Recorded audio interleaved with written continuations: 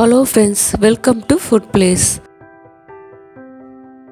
நம்ம இந்த வீடியோவில் பன்னீர் கிரேவி எப்படி செய்கிறதுன்னு பார்க்கலாம்.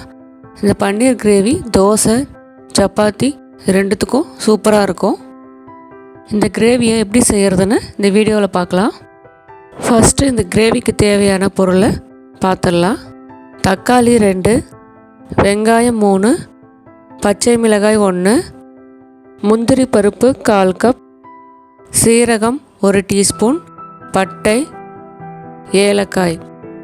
அடுத்தது தாளிக்கு தேவையான கரம் மசாலா பொருள்: பிரிஞ்சி இலை, சீரகம் 1 டீஸ்பூன், ஏலக்காய், பட்டை, கிராம்பு. அடுத்தது பன்னீர் இது போல் கட் பண்ணி எடுத்துக்கங்க. இந்த கிரேவிக்கு தேவையான மசாலா பவுடர்: மஞ்சள் தூள் 1/4 டீஸ்பூன், காஷ்மீரி மிளகாய் தூள் 1 டேபிள் ஸ்பூன், தனியாத்தூள் 1 டேபிள் ஸ்பூன், கரம் மசாலா தூள் 1 டீஸ்பூன், மிளகுத்தூள் 1 டேபிள் ஸ்பூன். அடுத்தது இஞ்சி பூண்டு விழுது 1 tablespoon, butter 1 tablespoon, kasuri methi 1 tablespoon. அடுத்தது வெங்காயம் தக்காளியை வேக வச்சு அரைச்சிட்டு அதுக்கப்புறம் தான் நம்ம கிரேவி ரெடி பண்ண போகிறோம்.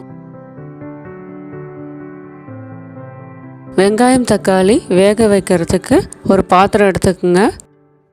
பாத்திரம் சூடான பிறகு 1 டேபிள் ஸ்பூன் எண்ணெய் சேர்த்துக்கலாம். அதில் சீரகம், ஏலக்காய், பட்டை சேர்த்துக்கலாம். 2 வெங்காயம் கட் பண்ணி சேர்த்துக்குங்க.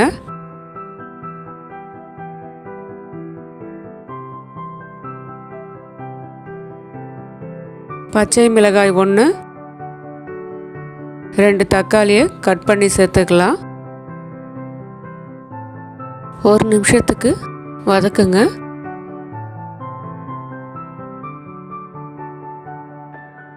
அடுத்தது 1 டம்ளர் தண்ணி சேர்த்துக்கலாம். இது கூடவே முந்திரி பருப்பு சேர்த்துக்கலாம். சேர்த்துட்டு மூடி 1/4 மணி நேரம் வேக வைங்க.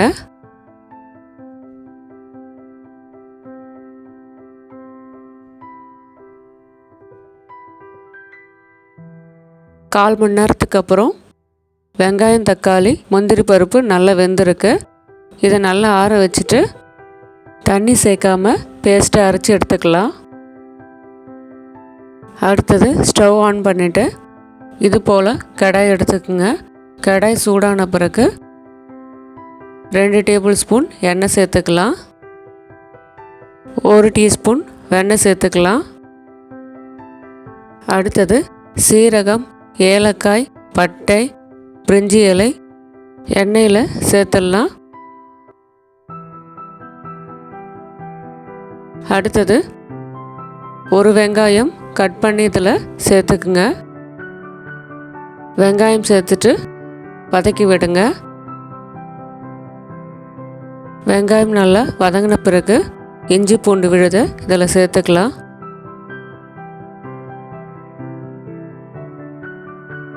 அடுத்தது மஞ்சள் தூள், மிளகாய் தூள், தனியாத்தூள், கரம் மசாலா தூள் சேர்த்துட்டு வதக்கி விடுங்க. அடுத்தது நம்ம அரைச்சி எடுத்த வெங்காயம் தக்காளி பேஸ்ட்டை இதில் சேர்த்துக்கலாம். 5 நிமிஷத்துக்கு வதக்கி விடுங்க.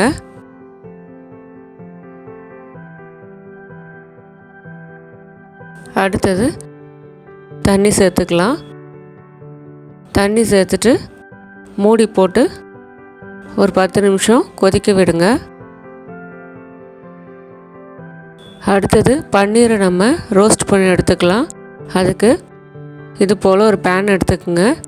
பேனில் 1/2 டேபிள் ஸ்பூன் எண்ணெய் சேர்த்துக்கலாம். அதுக்கப்புறம் நம்ம கட் பண்ணி வச்சுருந்த பன்னீர் துண்டுகளை இதில் சேர்த்துக்கலாம். ஒரு பக்கம் நல்லா ரோஸ்ட் ஆன பிறகு இன்னொரு பக்கம் திருப்பி விடுங்க. எல்லா பக்கமும் ரோஸ்ட் ஆன பிறகு எடுத்துடலாம். இப்போது கிரேவியை பார்ப்போம். இது போல் எண்ணெய் நல்லா பிரிஞ்சு வந்த பிறகு நம்ம பன்னீர் துண்டுகளை சேர்த்துக்கலாம்.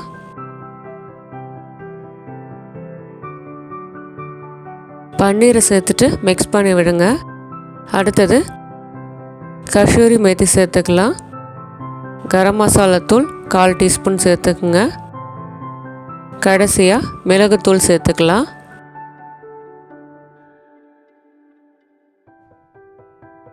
சேர்த்துட்டு நல்லா மிக்ஸ் பண்ணி விடுங்க. இப்போது சூப்பரான பன்னீர் கிரேவி ரெடி. இந்த கிரேவியை வீட்டில் ட்ரை பண்ணி பாருங்கள், ரொம்ப டேஸ்ட்டாக இருக்கும்.